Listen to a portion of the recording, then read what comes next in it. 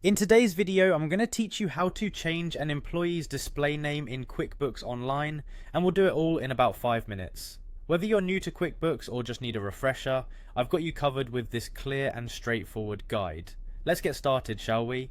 First off, you'll want to navigate to the QuickBooks Online login page.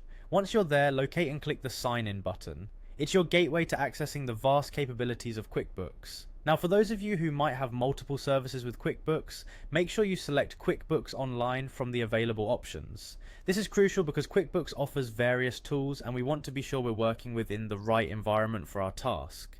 After selecting QuickBooks Online, you'll need to enter your credentials. Just type in your username and password and then hit the Continue button. This step confirms your identity and grants you access to the main dashboard of your QuickBooks Online account. Once you're logged in, you'll look for the Employees tab. This section is specifically dedicated to managing all aspects related to your workforce within QuickBooks. Go ahead and click on Employees, which will take you to a list of your current team members.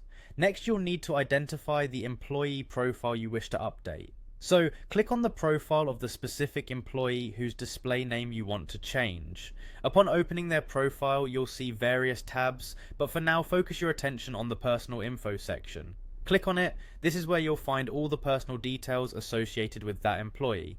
Now, you should see an option that says Edit. Clicking Edit will unlock the fields, enabling you to make changes.